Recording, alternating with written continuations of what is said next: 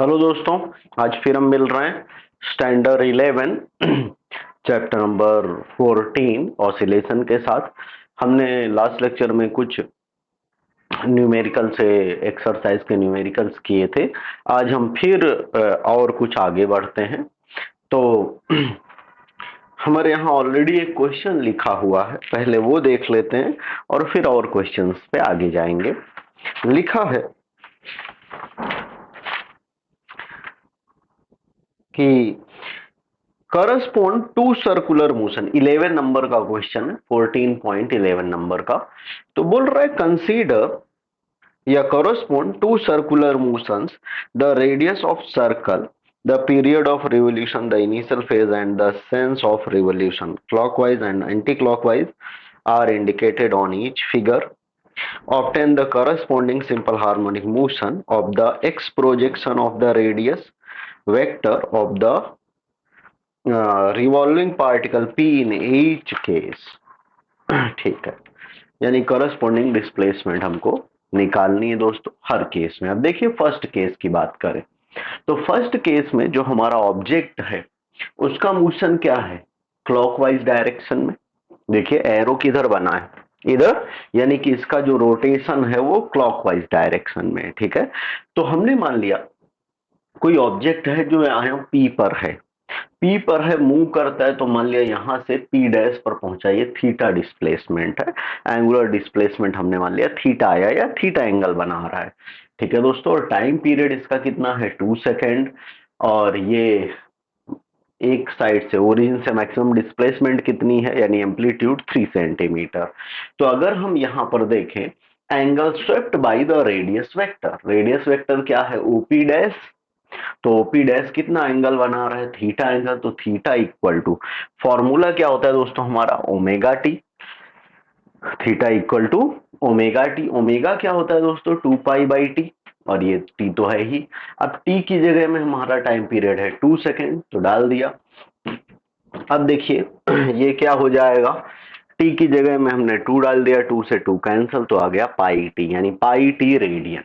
ठीक है दोस्तों, अब हमारी डिस्प्लेसमेंट, अब डिस्प्लेसमेंट क्या होगी, अगर हम एक्स में देखें तो ये हमारा ओरिजिन है, तो ये हमारी पॉजिटिव एक्सिस, ये हमारी नेगेटिव एक्सिस। अगर हम उस तरह से देख रहे हैं तो हमारी डिस्प्लेसमेंट कहाँ होगी, ये ऑब्जेक्ट अगर यहाँ पर है तो हम अगर ये मिला दें तो ये ओ एन होगी हमारी डिस्प्लेसमेंट। तो displacement O N equal to, ये ओ एन की वैल्यू क्या हो जाएगी, ये ओ एन की। तो दोस्तों यहां पर देखिए ये ओपी डैश थीटा एंगल बना रहा है और इधर कोई एंगल नहीं बन रहा है। तो अगर हम इस टोटल एंगल में यहां से लेके यहां तक का, मतलब ये पूरा एंगल 90 है, उसमें से थीटा निकाल दें तो हमको ये वैल्यू मिल जाएगी कि ये कितना हुआ। तो बस हम वही देख रहे हैं दोस्तों यहां पर कि हम इसकी वैल्यू निकाल लेंगे। तो क्या हो जाएगा, O N equal to OP dash cos pi by two minus theta, cos pi by two minus theta. तो ये क्या आ जाएगा, ओपी डैश की वैल्यू, अब देखिए cos pi by two minus theta यानी माइनस साइन थीटा। तो अब ओपी डैश की वैल्यू क्या है हमारे पास दोस्तों, ओपी डैश यानी मैक्सिमम डिस्प्लेसमेंट 3। ठीक है, ये अगर रेडियस 3 सेंटीमीटर है तो इधर भी 3, तो ये 3 आ गया। अब ओ एन, ओ एन इधर है, तो ये दोस्तों नेगेटिव डायरेक्शन हुई तो माइनस एक्स दे दिया इसको। ओपी डैश हमारा 3 साइन, ये थीटा होगा, कॉस, है ना। तो थीटा की जगह में पाई टी सेंटीमीटर। ठीक है, सिमिलरली बी पार्ट में अगर देखें तो बी वाले में अब यहां पर टाइम पीरियड 4 सेकेंड है, टाइम पीरियड हमारा 4 सेकेंड दिया हुआ है।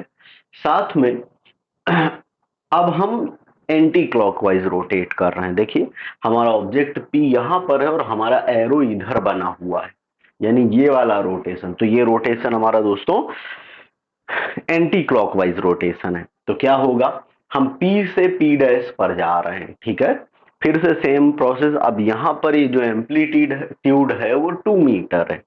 ठीक है दोस्तों, और हमारा मूवमेंट किधर है, एंटी क्लॉकवाइज में। अब देखिए तो angle swept by radius vector same. अब यहां पर हम मूव यहीं से कर रहे हैं तो एंगल तो इधर बन जाएगा, है ना। एक्स कंपोनेंट के साथ, तो क्या आ जाएगा theta equal to omega T. ये तो वैसे ही ओमेगा की value 2 pi by T, 2 pi T की जगह में 4, तो ये कैंसल, यहाँ 2 आया, तो पाई टी/2 रेडियन। ठीक है। अब दोस्तों डिस्प्लेसमेंट क्या होगी, similarly O N equal to OP dash cos theta, क्योंकि यहाँ एंगल तो इधर ही बन रहा है, तो हमको 90 के साथ करने की जरूरत नहीं, न कि 90 माइनस थीटा करने की जरूरत नहीं। तो ये क्या हो जाएगा दोस्तों, अब ओपी डैश की वैल्यू क्या है 2, ओ एन तो वैसे ही similarly -x, OP dash 2 cos theta की वैल्यू क्या हो जाएगी पाई टी/2, यानी अगर हम एक्स को सब्जेक्ट बनाए तो माइनस उधर जाएगा, -2 कॉस पाई टी/2 मीटर। ठीक है दोस्तों, तो ये हमारा क्वेश्चन था। अब देखिए आगे बढ़ते हैं। नेक्स्ट क्वेश्चन हमारा है 13 नंबर। हमारा क्वेश्चन है 14.13। 14.13 क्वेश्चन कह रहा है figure shows a spring constant K damped rigidly at one end and a mass m attached to it, attached to its free end. The spring is stretched by force F at its free end उस पे हम attach कर रहे हैं, stretch कर रहे हैं। The figure shows the same spring with both ends free and attached to a mass m at either end. The each end of the spring in figure is stretched by the same force. अब हमको निकालना है दोस्तों what is the maximum extension, दोनों cases में extension निकालनी है। फिर हमको निकालना है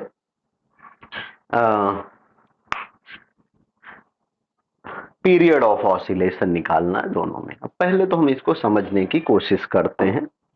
अब देखिए इसका ए पार्ट,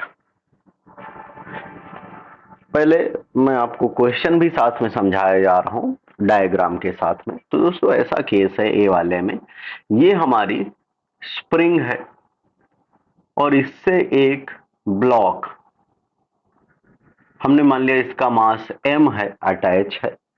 अब दोस्तों इसका स्प्रिंग कांस्टेंट है k, इसके ऊपर फोर्स लग रहा है F। ये एक एंड फिक्स है और दूसरा फ्री एंड है। फ्री एंड पर हमने मास m अटैच कर दिया या एक ब्लॉक अटैच कर दिया जिसका मास m है। अब देखिए तो हमको इसी में फाइंड करना है कि इसके ऊपर एक्सटेंशन कितना लगेगा।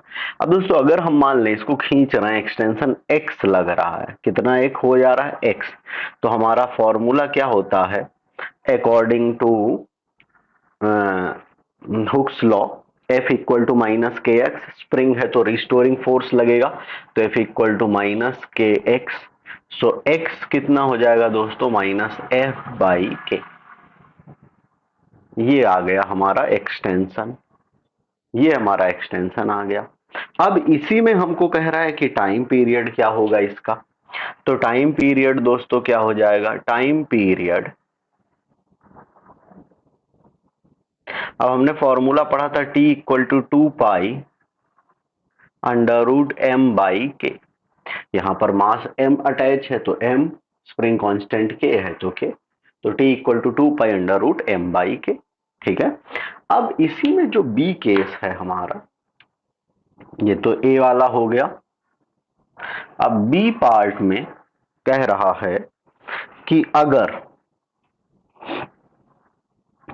यहां पर हम दोनों तरफ मास अटैच कर रहे हैं, दोनों तरफ मास अटैच कर रहे हैं स्प्रिंग के, यानी अब जो हमारा पहले केस में क्या था, एक तरफ फिक्स सपोर्ट था, वह फिक्स सपोर्ट ना होके उधर भी हम एक मास अटैच कर दे रहे हैं m। ठीक है, सेम जैसा उधर है वैसा ही मास है, ये मास हमने अटैच कर दिया। तो अब इधर भी फोर्स लग रहा है F और इधर भी फोर्स लग रहा है F। अब दोस्तों फिर से इसमें भी हमको फाइंड करना है कि एक्सटेंशन क्या होगा और टाइम पीरियड। अब देखिए दोस्तों यहां केस ऐसा है कि अगर हम इनको खींच रहे हैं, अब देखिए कि ये अगर हम देखें तो इनका सेंटर ऑफ मास दो बीच में आ जाएगा, डिवाइड हो जाएगा, यानी सेंटर ऑफ मास कहां पर आ जाएगा, इस जगह, क्योंकि दोनों तरफ से हम खींच रहे हैं, इक्वल फोर्स लगा रहे हैं। अब क्या होगा, जो स्प्रिंग कांस्टेंट होगा वो इधर भी के और इधर भी के, तो टोटल स्प्रिंग कांस्टेंट इसके लिए क्या हो जाएगा, 2k। क्या हो जाएगा दोस्तों, 2k। मतलब कि अब अगर हम देखें तो फोर्स क्या हो जाएगा, F equal to minus 2kx, यानी x क्या हो जाएगा इसका, minus F by 2k, minus F by 2k। ठीक है दोस्तों।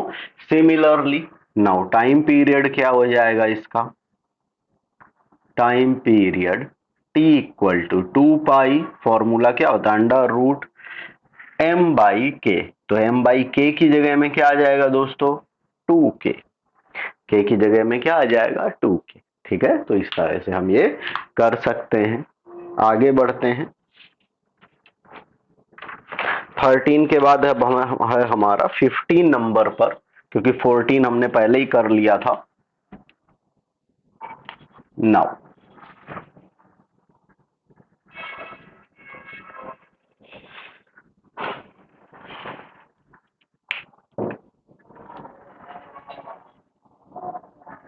15 नंबर क्वेश्चन है, the acceleration due to gravity on the surface of the moon is 1.7 metre per second square. यानी ऐसा कह रहे हैं कि मून के सरफेस पर एक्सेलरेशन ग्रेविटी है 1.7 मीटर पर सेकेंड स्क्वायर। तो जो जो दिया है हम पहले वो लिख लेते हैं। So acceleration due to gravity on the moon surface, earth के सरफेस पर जी, मून के सरफेस पर GM, 1.7 metre per second square. आगे कह रहे हैं what is the time period of a simple pendulum on the moon। हमको time period निकालना है मून सरफेस पर। आगे बोल रहे हैं if it's time period on the earth is 3.5 centimetre, अगर अर्थ के सरफेस पर उसका टाइम पीरियड है 3.5 सेकेंड, तो मून के सरफेस पर उसी पेंडुलम का टाइम पीरियड क्या होगा। ठीक है दोस्तों, अब हमको पता है कि अर्थ के सरफेस पर ग्रेविटेशनल एक्सिलरेशन क्या होता है, तो 9.8 मीटर पर सेकेंड स्क्वायर। ठीक है, ये सब चीजें हमको पता है। अब दोस्तों हमने एक फॉर्मूला पढ़ा था सिंपल पेंडुलम का, क्या पढ़ा था, T equal to 2 pi under root L by G, पढ़ा था ये हमने फॉर्मूला। अब इसी को हम मून के लिए और अर्थ के लिए अप्लाई कर देंगे। अगर हम अर्थ के लिए जाएं, बट तो अर्थ के लिए इसको हम कैसे लिख सकते हैं, T equal to 2 pi under root L by G. और यही दोस्तों अगर हमको मून के लिए लिखना हो तो T M equal to 2 pi L by G M, ऐसे लिख सकते हैं। ये हो गया फॉर अर्थ, ये हो गया फॉर मून। अब दोनों का रेशियो निकाल लेंगे। So T M by T E, T M by T, तो 2 पाई कैंसल, एल से एल कैंसल, तो ये हमारा क्या आ जाएगा दोस्तों, equal to T M by T है तो जीई ऊपर रहेगा क्योंकि 1 अपॉन में है, तो जीई बाई जी एम। ठीक है दोस्तों, अब हमको निकालना क्या है, यहां पर टीएम की वैल्यू निकालनी है। ठीक है, अपने को निकालना है टीएम की वैल्यू, तो सब्जेक्ट बना लेते हैं। So T M equal to under root of G E by G M into T E, into T E. अब इसमें वैल्यू डाल देंगे हम, तो क्या आ जाएगा, T M equal to under root of G की वैल्यू दोस्तों 9.8, जीएम की वैल्यू है 1.7 इंटू टाइम पीरियड है अर्थ का 3.5। ठीक है, अब इसको अगर हम सिंप्लीफाई करेंगे तो आ जाएगा ये 4 सेकेंड। कितना आ जाएगा दोस्तों? 8.4 सेकेंड। ये हम कैलकुलेट करके आप देख सकते हैं। ठीक है, तो मतलब कि जो हमारे अर्थ सरफेस पर टाइम पीरियड था 3.5, वो मून सरफेस पर हो गया 8.4 सेकेंड। ठीक है, क्यों ऐसा हो गया? मून के सरफेस पर हमारा टाइम पीरियड क्यों बढ़ गया? जी की वैल्यू की वजह से, क्योंकि अर्थ के सरफेस पर जी की वैल्यू है हमारी 9.8 और मून के सरफेस पर है 1.7। और ये अगर हम फॉर्मूला देखें तो time period is inversely proportional to G, है ना। यहाँ देखिए, अगर हम देखें t equal to 2 pi constant है, l कॉन्स्टेंट है, तो it is proportional to 1/√g। इसका मतलब क्या हुआ? अगर ये ज्यादा होगा तो ये कम होगा। तो जी की वैल्यू बढ़ रही है मून के सरफेस, जी की, ये कम होगा तो ये ज्यादा होगा, है ना। तो हमारे यहाँ जी की वैल्यू कम हो रही, यानी जी की वैल्यू मून के सरफेस पर कम है। तो ये कम है मतलब कि क्या है? ये वाली चीज टाइम पीरियड बढ़ जाएगी। और अर्थ पर जी की वैल्यू ज्यादा है मून से 9.8, यानी ये ज्यादा है तो टाइम पीरियड कम हो गया अर्थ के सरफेस पर। ठीक है दोस्तों, तो ये हमारा क्वेश्चन था। Next 17 number. 16 प्योर थ्योरेटिकल है, इसको आप कर सकते हो। सो 17 देखते हैं।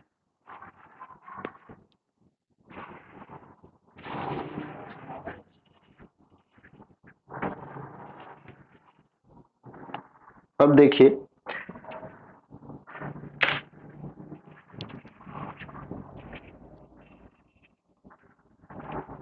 17 number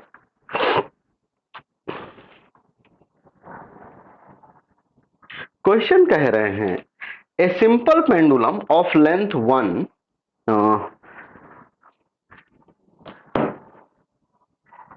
a simple pendulum of length L having a simple pendulum of length L having a bob of mass m is suspended in a car. The car is moving on a circular track of radius r with a uniform speed v. दोस्तों, एक case ऐसा है कि हमारे पास एक car है जिसके अंदर एक सिंपल पेंडुलम है, जिसमें जो थ्रेड है उसकी लेंथ एल है और उसमें मास एम अटैच है।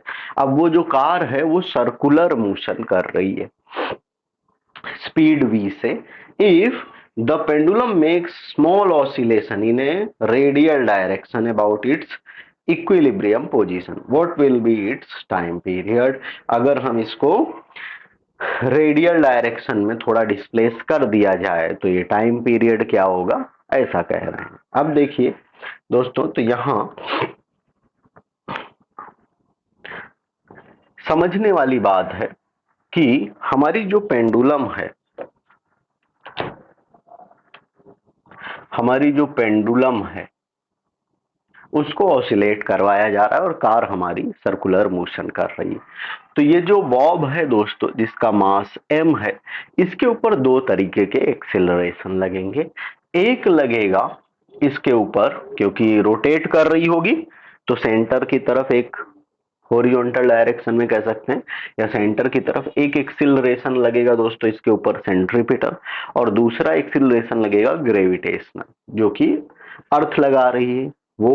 तो यहां पर इसके ऊपर हमारे दो एक्सिलरेशन लगेंगे। एक एक्सिलरेशन होगा दोस्तों now centripetal acceleration, centripetal acceleration. ठीक है, सेंट्रीपिटल एक्सेलरेशन लगेगा। और सेंट्रीपिटल एक्सेलरेशन की वैल्यू हम जानते हैं AC equal to v² by r, radius r है। अब दोस्तों, इसकी जो डायरेक्शन होगी वो किधर लगेगा? Acting horizontally, acting horizontally. ठीक है, दूसरा एक्सेलरेशन इस पर जो लगेगा वो कौन सा होगा दोस्तों? ग्रेविटेशनल, यानी एक्सेलरेशन ड्यू टू ग्रेविटी। तो ग्रेविटेशनल एक्सिलरेशन दूसरा लगेगा।